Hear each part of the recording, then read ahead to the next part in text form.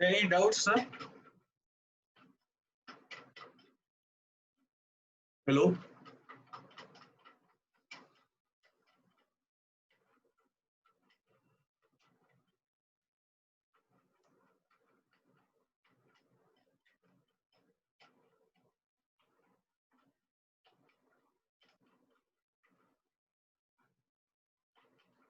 So any doubts regarding the software, sir?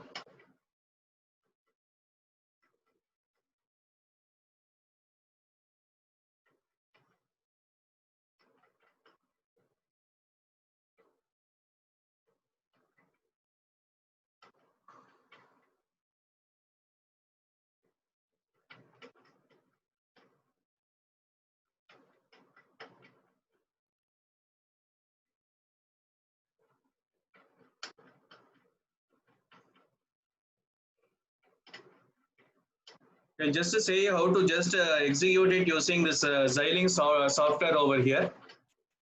So this is the basic thing.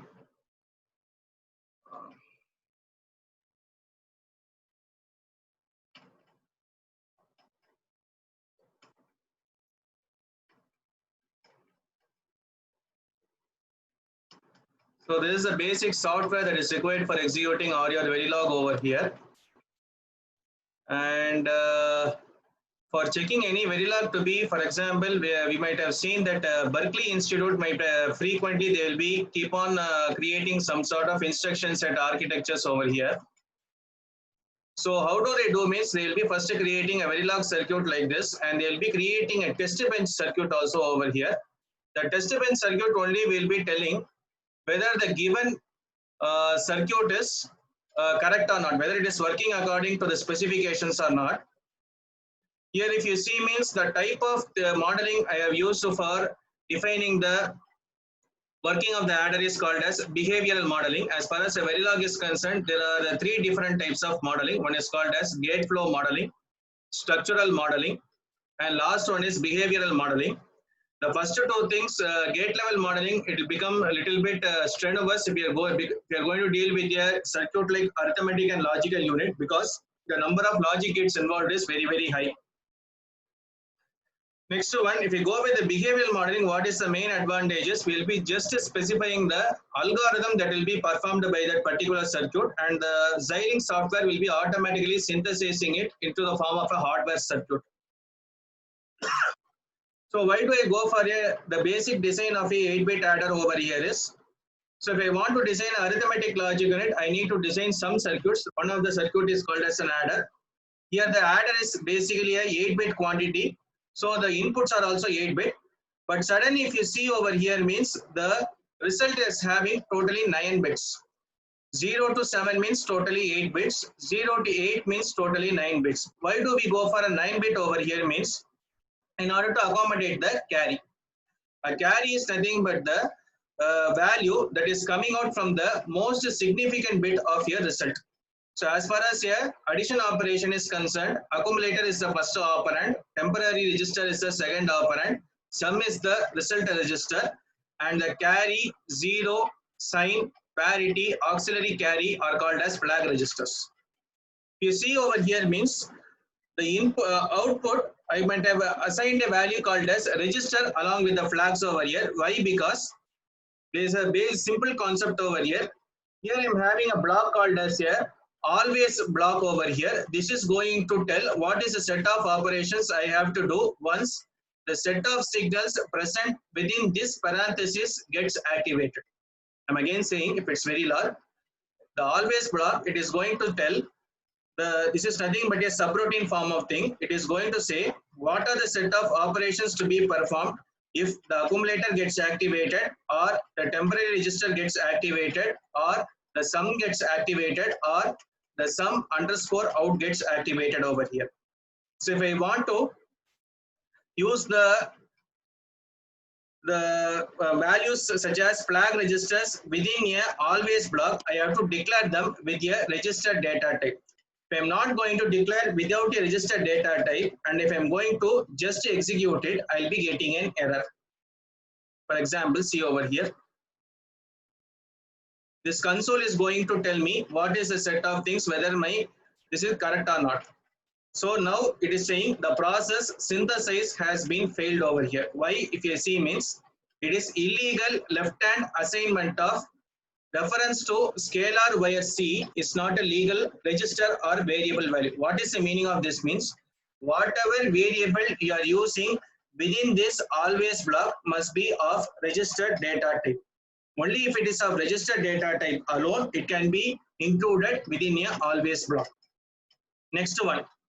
If I am going to put register over here, I'll be getting again an error over here, because whenever I'm using a value outside the always block, it must be of the type wire. Wire is nothing but the bus, what I've already explained in my PPT. Bus is nothing but group of wires. So any output, it will be in the form of a group of wires. If I want to use a value as a wire means, I'll be declaring it outside the always block. You see sum over here means sum is actually a wire. It is a 8-bit wire. It is going to hold the result of the sum of accumulator and temporary operation. So since I want to make use of the various bits of this sum within the always block over here, I am creating a temporary register called as sum underscore out, which is having the same data width as the original sum register over here. Now, what is the thing I am specifying within the always block is always at accumulator or temporary register or sum register or sum out register. So is there any basic rule to be followed over here? If you see means, what are all the set of variables you are using it on the right hand side of these expressions? For example, sum is used over here, sum underscore out is used over here. So these are the two things.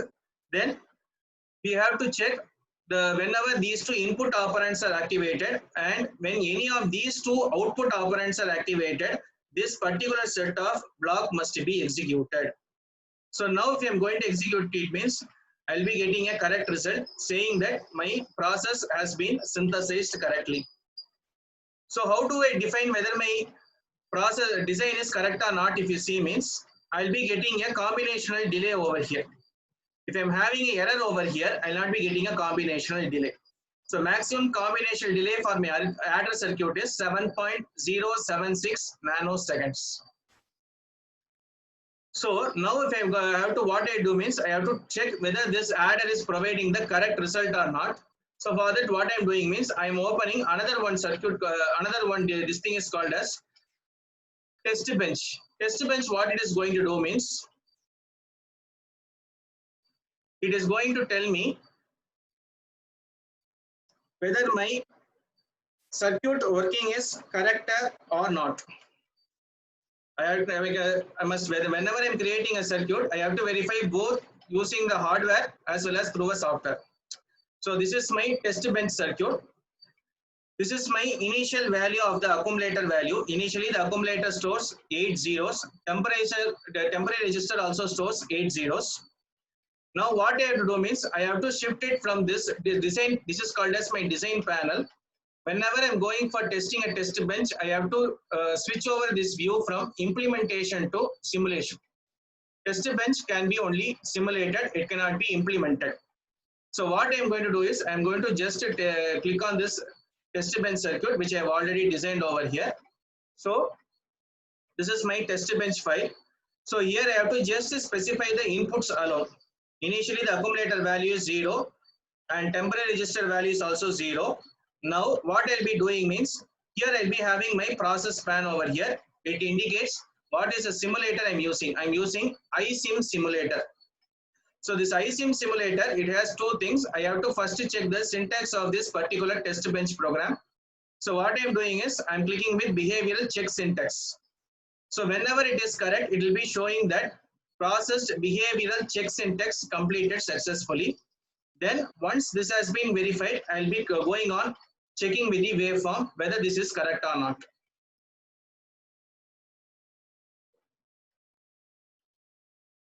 So this is my waveform circuit of my 8-bit adder. Initially, both the inputs are zeros over here. So because of this, what happens is the zero flag alone gets activated over here, whereas the carry flag, sign flag, parity flag, auxiliary carry flags, everything remains in the deactivated state. So after 1 picoseconds later, I'm just changing the value of the input. Here if you see means I'm giving the inputs as 255 and 255. I'm giving the accumulator value as 255 and temp register value as 255. Here if you see means the value of 2 8-bit register will be just checking with the calculator over here. Sir, we are not seeing the waveform screen. Okay, so just wait a minute. Yeah.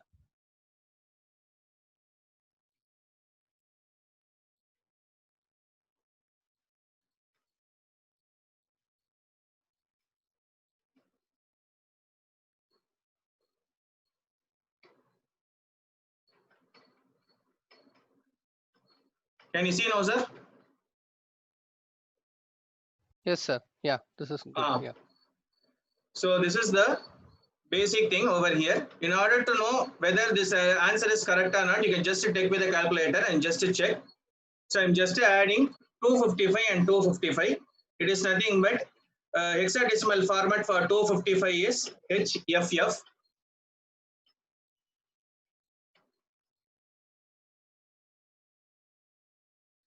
And so when I'm adding 255 and 255, I'll getting the result as 1FE. I will just show you 1 minute. FF.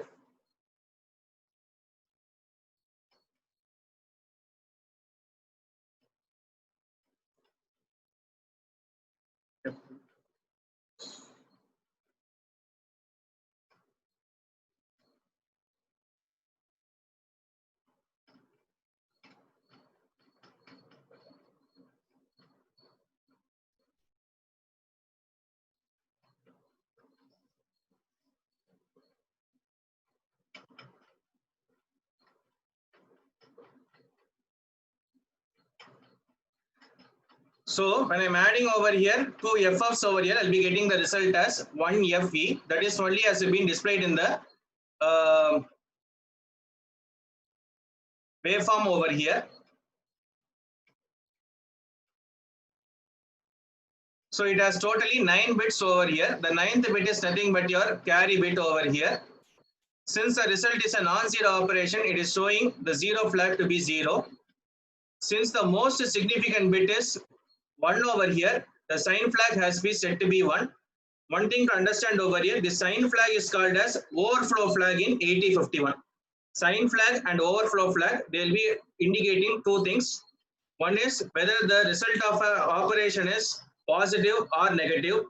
Another one, whether the result of an operation is within the magnitude of the operand or it is beyond the magnitude of the operand. For example, if a 8-bit register is trying to hold a 9-bit value, it is called as a overflow. Whereas if a 8-bit register is holding a 7-bit value means it is 8-bit register is holding a 9-bit value means it is called as overflow. So that overflow could be known from this sign bit over here. Next, if you see means leaving behind the 9th bit, if you see the remaining 8 bits, if you see means it has totally how many number of ones? If you see means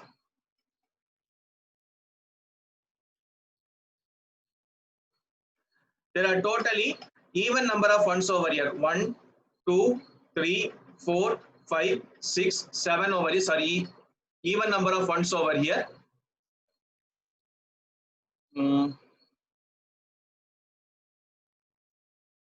So the parity is accordingly set over here.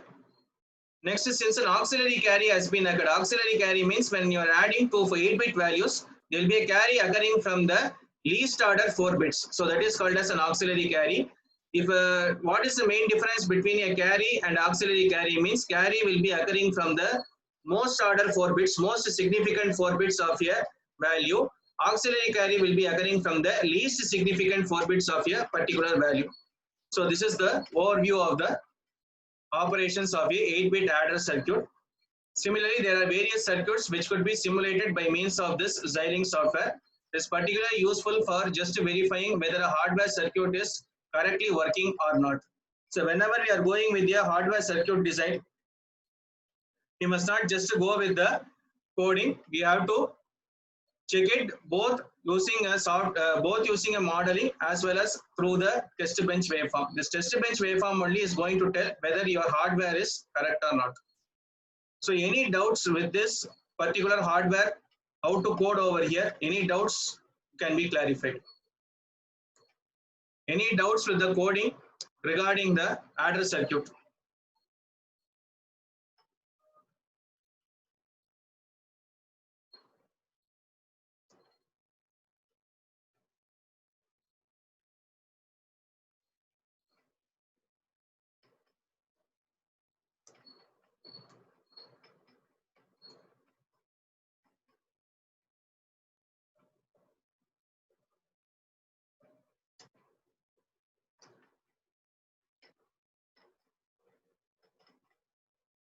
Why particularly this is very useful means ARM processor, they are not physically creating a process such as a Intel or Taiwan Semiconductor Corporation is creating. They are just creating a Verilog codes for various process circuits and they are just selling it in the market. So those who are having a fabrication plant, they are making use of those Verilog HDL circuits in order to create a processor. For example, almost all the smartphones what we are using in our day-to-day life is made out of ARM processor. So that ARM processor is created by ARM Corporation. That ARM Corporation, they do not have any fabrication plant of their own. They just create a synthesizable Verilog HDL codes like this and they will be giving it to some corporation. They do have some fabrication plants over there using their various plant equipments they will be doing.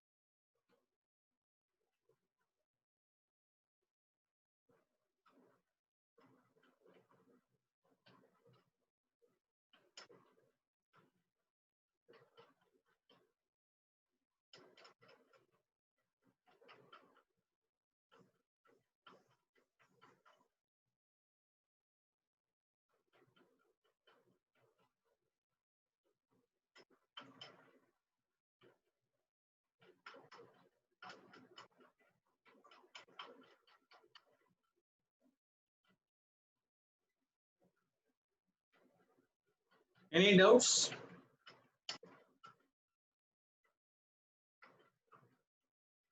Okay, one of the people have asked about test bench waveform and test bench program. A test bench program is nothing but a circuit which is used for create.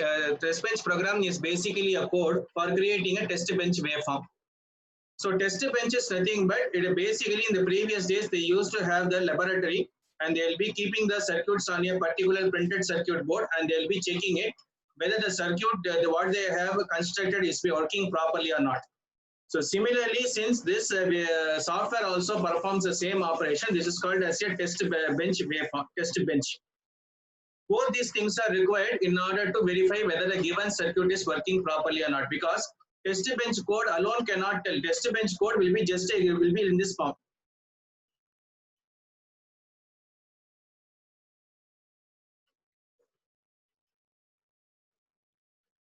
You see, means test bench waveform will be just like this. Test bench program will be just like this. With this test bench program, we cannot say whether the circuit is working properly. The design may be correct, but the circuit will not be providing a proper output. So we require compulsorily the test bench waveform to decide whether the circuit is working properly or not. So Both these things are required in order to know whether a circuit is working properly.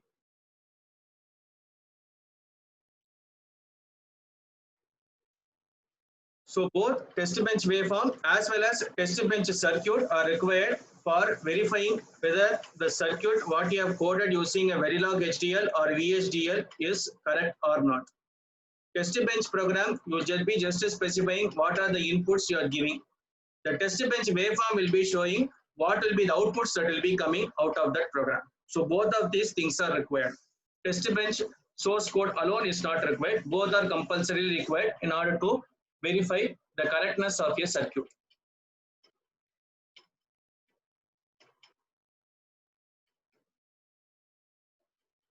Any other doubts?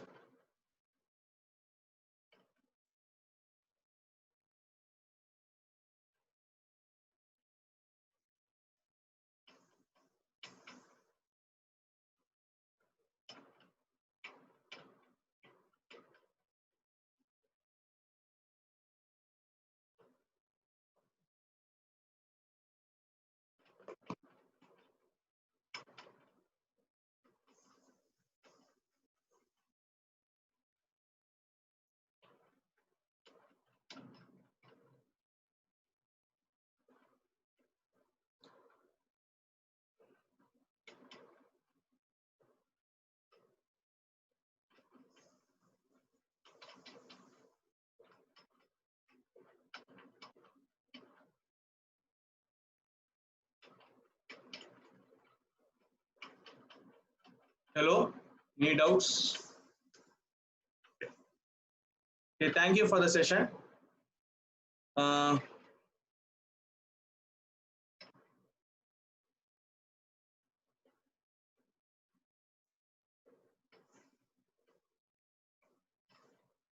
sir. All the possibilities of the circuit must be given. Thank you, sir. Thank you for the session. I'll just hand over the.